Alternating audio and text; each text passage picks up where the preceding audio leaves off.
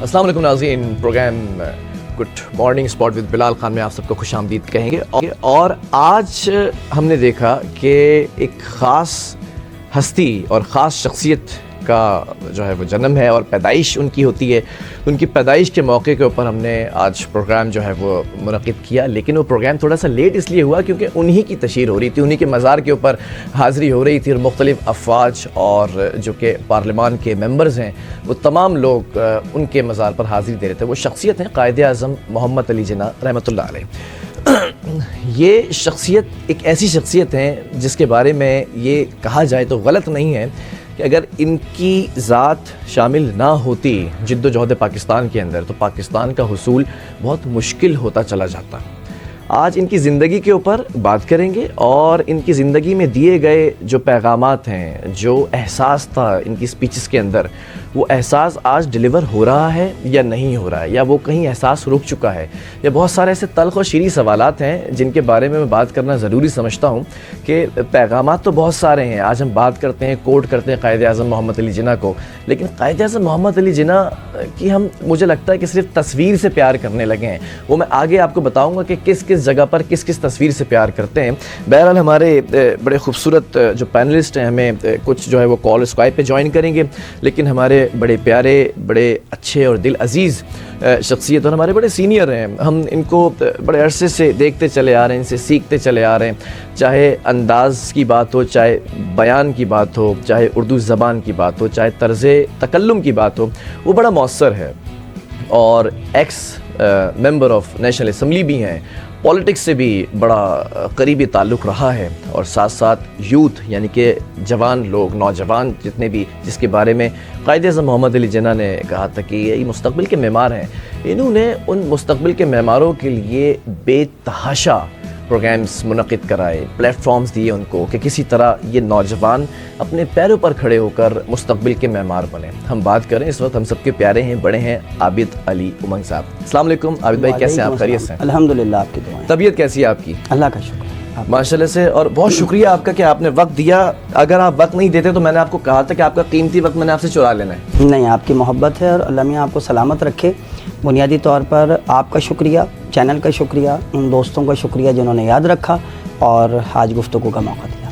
भाई आज मौजू है यौम पैदाइश क़ायद-ए-आज़म मोहम्मद अली जिन्ना की, क्या कहेंगे इस पर? सबसे पहला जुमला, क़ायद-ए-आज़म मोहम्मद अली जिन्ना के यौम पैदाइश पर मैं अच्छा लगा मुझे, मैंने एक जगह पढ़ा जिन्ना डे। जिन्ना डे, ये जिन्ना का दिन है। और मेरा ख़्याल है कि जब हम पाकिस्तान डे कहते हैं, इंडिपेंडेंस डे कहते हैं, तो 25 दिसंबर को हम जिन्ना डे का ऑफिशियल नाम दें। ठीक है, ये सरकारी सतह पर इसका ये नाम होना चाहिए। हम 9 नवंबर को इकबाल डे कहते हैं। बिल्कुल कहते हैं। तो अगर हम 9 नवंबर को इकबाल डे कहते हैं तो हम 25 दिसंबर को जिन्ना डे क्यों नहीं कह सकते? बिल्कुल कह सकते हैं। और अगर आप इसको और इज़्ज़त और तकरीम देना चाहते हैं तो आप कायद डे का नाम दें। ये कायद का दिन है। कायद डे, कायद डे, कायद का दिन है। कायद डे कहें या क़ायद-ए-आज़म डे कहें? क़ायद-ए-आज़म डे कह दें, क्योंकि पाकिस्तान में चूँकि कायद बहुत सारे हैं, हर 10-15 साल के बाद एक नया कायद आ जाता है और छुट्टी भी आ जाती है और दिसंबर में भी आती है। ऐसे ही मैं बस वो, तो हम गुफ्तगू कर रहे हैं, बड़ी गहरी गुफ्तगू कर गए। तो बुनियादी तौर पर मैं एक ज़रूर चीज़ हो सकता है आपके पास से, अब ये सवाल आने वाला था, बिल्कुल ऐसा ही, मैं पहले से उसको कनेक्ट कर लेता हूँ। देखिए, क़ायद-ए-आज़म के दिन पर मैं और आप बैठें तो पहली चीज़ ये कि हम जहाँ पर मौजूद हैं 2024 में, कायद ने जो कुछ कहा था क्या वो उसके मुताबिक है? पहली चीज़ तो ये है। तो मैं ज़ाती तौर पर समझता हूँ कि हम कायद से क्यों ना पूछें। वाह वाह वाह। हम क्यों, तो कायद की स्पीच थी ना, you are free to go to your temples, बिल्कुल थी, wherever you want to worship, यही था कुछ। ओके, और हम ऐसे पाकिस्तान में जिंदा हैं कि जहां पर अगर दीवार के ऊपर से एक सियासी मजहबी जमात का पोस्टर उतार दिया जाता है तो हम श्रीलंकन मैनेजर को सड़क पर उतार कर जला देते हैं। ये क़ायद-ए-आज़म का विजन नहीं था।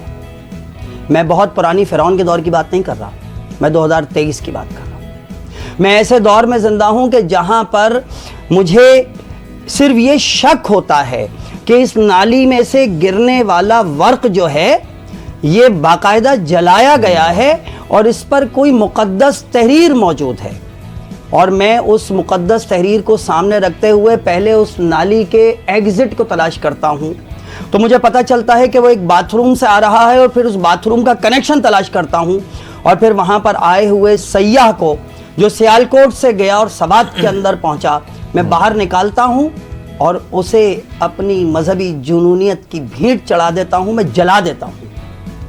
یہ قائد کا ویژن نہیں تھا، ٹھیک ہے، اور اگر یہ قائد کا ویژن نہیں تھا تو اس کا مطلب یہ ہے کہ کس میرے کا ویژن تھا؟ میرے پرچم میں جو سفید رنگ موجود ہے میں نے اس کی حرمت فراموش کر دی ہے، اور مجھے اس سفید رنگ کی حرمت تلاش کرنی پڑے گی، مجھے اس سفید رنگ کو حرمت اور عزت دینی پڑے گی، تب جا کر قائد کا ویژن پورا ہوگا، پہلی بات۔ ٹھیک ہے، اچھا آپ اگلا سوال کریں، میں کوشش میں ذرا کنیکٹ کرتا چلے جاؤں، کیونکہ جب عابد بھائی ہوتے ہیں تو ہوسٹ، یہ بہت سارے ہوسٹ جرأت نہیں کرتے ہیں کہ کوئی ایسا سوال کر دیں کہ ان کی گفتگو کے اندر خلل آ جائے۔ سوال یہ ہے کہ قائد اعظم محمد علی جناح رحمۃ اللہ علیہ نے 30 اکتوبر 1947 کو اتحاد، تنظیم، یقین، یہ الفاظ جو ہے وہ ادا کیے تھے، جو پیغام دینے کی کوشش کی تھی وہ پیغام تو ڈیلیور ہوا تھا، آج کس حد تک پیغام یاد رکھا گیا، یہ آپ ہی کی بات کو کنیکٹ کرے گا سوال۔ دیکھیں بنیادی طور پر آپ نے 3 چیزیں کہیں، اتحاد، تنظیم اور یقین۔ یقین کی صحیح ڈیفینیشن اقبال سے ملتی ہے، ٹھیک ہے، دیکھیں بنیادی طور پر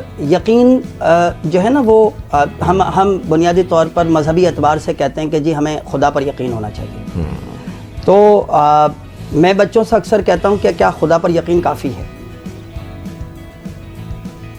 تو بچے اچانک چونک جاتے ہیں، سر کیا مطلب ہے آپ کا؟ پریشان ہو جاتے اے لیولز کے بچے ہیں یہ، ماشاءاللہ 18+ اسٹوڈنٹ ہے، اور جب وہ A2 کا بچہ، یعنی کہ ہمارے یہاں کے میٹرک سسٹم کے مطابق وہ BSc یا BA پارٹ 1 کا بچہ یونیورسٹی اسٹوڈنٹ ہے، میرے سامنے بیٹھا اور مجھ سے سوال کرتا ہوں تو وہ مجھ سے کہتا ہے کیا مطلب؟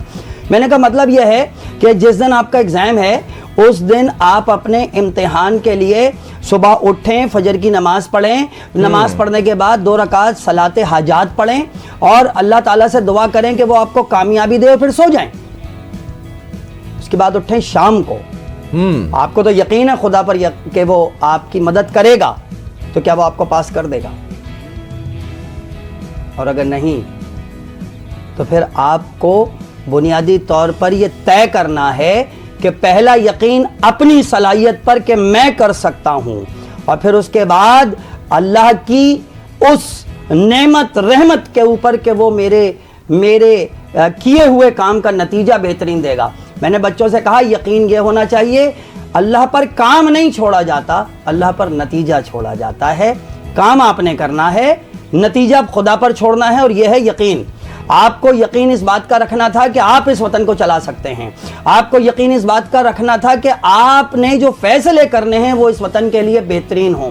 پہلے فیصلے کرنے تھے، نتیجہ خدا پر چھوڑنا تھا۔ ہم کام خدا پر اور فیصلے خدا پر چھوڑ دیتے ہیں، اس لیے آگے نہیں بڑھ سکے۔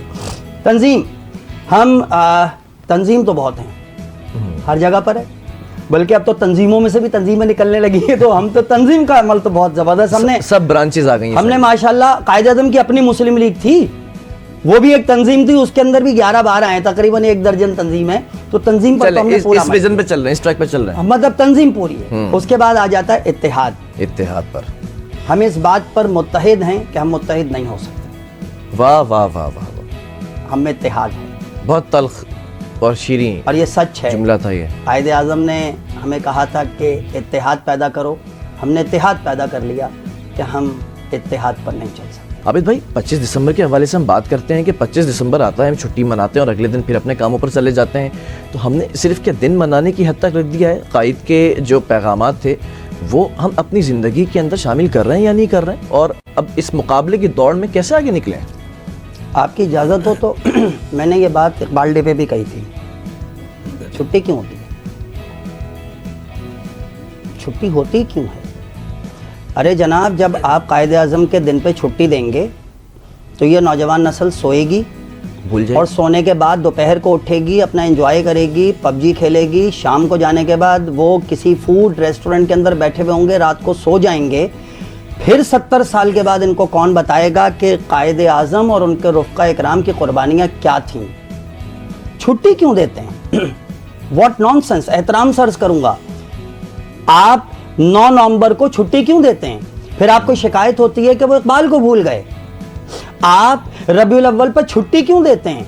फिर आपको ये शिकायत होती है कि रिसालत माब सल्लल्लाहु ताला अलैहि वसल्लम के जब तौहीन आमेज खाके डेनमार्क में जारी होते हैं तो आपको रैली निकालनी पड़ती है। वो अंदर का मुसलमान खुद बाहर नहीं निकलता, इसलिए कि आप छुट्टी देते हैं।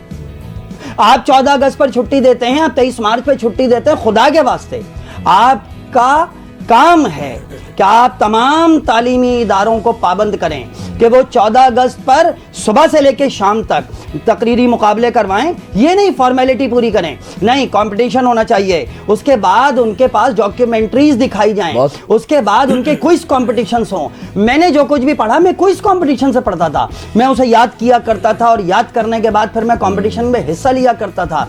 आप स्पीच करवाएं, मजमून नवीसी करवाएं, आप क्विज कॉम्पिटिशन्स करवाएं, उसके बाद आप कायदे आज़म के दौर के कुछ तो लोग जिंदा होंगे, 5-10% तो होंगे, उन्हें बुलाएं और बुलाने के बाद आप बताएं कि आप क्या कुर्बानियां देकर यहाँ पर आप यहाँ तक पहुंचे हैं, ताकि लोगों को मालूम हो कि ये सड़कें, ये पुल, ये फैक्ट्री, ये कंपनी, ये कारखाने, ये green line, orange line, red line के पीछे रेड कलर का खून शामिल है। लोगों को मालूम होना चाहिए कि लोगों ने अपने घर दिए थे, जिंदगी दी थी। बानियाने पाकिस्तान, जिनको आपने मुख्तलिफ नामों से पुकारा, लेकिन आज उन्होंने अपने आप को एक कौमियत के तौर पर कबूल करवाया, उन्होंने कुर्बानियां दी थी, तो ये पाकिस्तान बना था। खुदा के वास्ते ये छुट्टियां खत्म करें। आप पाकिस्तान के तालीमी इदारों के अंदर आप मैंडेटरी कर दें कि जो प्रोग्राम मुनक्किद नहीं करवाता उसकी रजिस्ट्रेशन कैंसिल कर दी जाए। बहरहाल बहुत शुक्रिया आबिद भाई आपके वक्त का भी। और नाज़रीन, दामन वक्त में गुंजाइश बिल्कुल ख़त्म हो चुकी है अब, और यही कहना है कि जो पैगामात हैं कायदे आज़म मोहम्मद अली जिन्ना की ज़िंदगी के उठाकर देखें, उनकी स्पीचेस को अगर आप सुनने की कोशिश करें, पढ़ने की कोशिश करें, उनकी जो कोटेशंस हैं, कोट्स हैं, उनको पढ़ने की कोशिश करें तो बहुत सारे पैगामात मिलते हैं। उन पैगामात को अगर लेकर चला जाए तो शायद एक बेहतर मुस्तकबिल का जो मेमार है, जो मुस्तकबिल के मेमार हैं ये नौजवान, वो फिर मेमार बन सकते हैं। अदरवाइज़ फिर जिस तरह से चल रहे हैं ये बड़ी नाजुक सी सूरत हाल है। प्रोग्राम का वक्त ख़त्म हुआ है। अल्लाह हाफ़िज़।